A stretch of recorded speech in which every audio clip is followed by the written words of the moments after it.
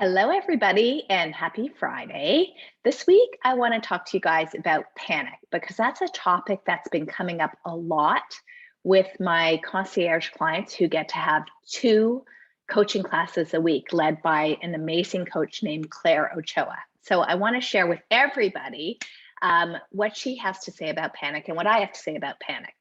So a lot of you guys go through your whole divorce battle in a heightened state of emotion, and the emotion a lot of the time is panic. So I first want to explain to you that panic is a feeling or an emotion. So it would go in the F line of our model. And like all feelings, panic is always caused by your thought. You may think it's caused by your circumstance, like a letter from the opposing counsel, an email from your ex, a letter from your lawyer requesting more retainer to top up the retainer. But it's actually all of those circumstances are completely neutral, and panic is coming from a thought that you have about those circumstances. And I'm going to show you that in the model. So panic is a feeling that's triggered by a thought. In the moment, you will not access the thought and you'll think it's coming from the circumstance. Now, panic as a feeling drives certain actions. We can talk about those actions that it drives. Usually it drives very frenetic behavior. It may drive worrying, stressing, and what it doesn't drive is access to your logical brain and making amazing decisions. So panic in general will drive very poor actions in your A line. And we know all of your actions together will create your results. So if you take a lot of poor actions equals poor results. So let's look at the model for panic. Okay, so circumstance will be the neutral fact, the undeniable fact that triggers a thought that creates panic for you. Often it's a letter from the opposing counsel, that's OC. It might be a letter from your own lawyer. It may be communication from your ex. There's something happens and then you have a thought about it, which happens so fast in your body, it's almost automatic. It's totally subconscious. But the thought is usually a flavor of something dangerous is about to happen, or something terrible or scary or dangerous is happening. And it creates a feeling of panic. So you get that email that comes in, and right away your body is washed with an emotion of panic. And what's really happening is that email right away is triggering a thought like, I'm about to be in danger. It happens so fast. The panic, of course, is going to drive certain actions: stressing, freaking out, worrying, inability to access your logical brain and make amazing decisions, inability to figure things out, or a choice not to figure things out. It doesn't let us question this thought that something dangerous is happening. So we don't even get to poke holes in it when we're in a state of panic. And the other thing that panic causes us to do is not show up optimally as a parent, not show up optimally as a professional, and not show up optimally as a litigant or client to our lawyer. So I think we can all say that panic, throws your cortisol way up in the body and doesn't create amazing actions. And when you do things that are not amazing, or you don't do things that help your case, in essence, you can create more danger for yourself. You're not as safe in terms of your own personal health, in terms of your job, in terms as being a parent, as being a litigant. You may make bad panic decisions.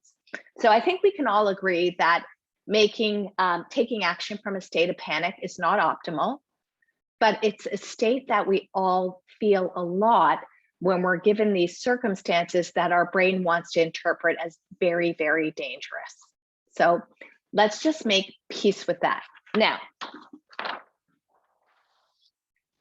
we're going to do something that's some very advanced self-coaching here. And that is when you take whatever emotion that you're currently feeling and you put that in your circumstance line. So you get the letter from the opposing counsel or from your lawyer, or from your ex, and you are feeling panic. And you put that as your circumstance. You feel panic right now. That is the circumstance. In order for you to get some control over this feeling of panic that's not going to drive amazing actions and amazing results for you, you need to be able to get a teeny bit, just a teeny bit of space from it.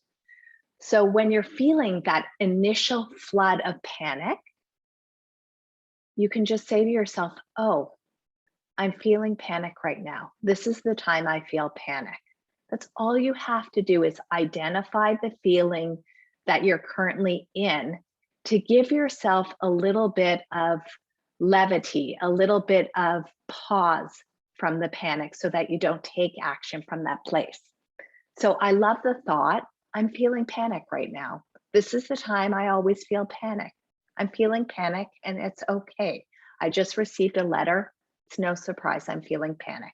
This is just an emotion that I'm feeling in my body because my brain is telling me I'm in danger or there's something terrible is about to happen. Okay, I'm feeling panic right now. Let's make peace with the fact that we're feeling panic. We're sort of neutralizing the panic by putting it in our circumstance line of the model. So when you step away and become sort of the observer of what's going on in your body, that gives you a little bit of space from it. So now you are the witness to what's happening. And that in itself, that awareness, that heightened awareness will reduce your panic slightly and give you a little bit of pause and gives you just a degree of calmer from it. From that place, you will do so many better things. You will be able to actually say, oh, this is the time I'm feeling panic. I'm going to pause. I'm not going to go into this crazy tailspin. I'm going to focus on my breathing.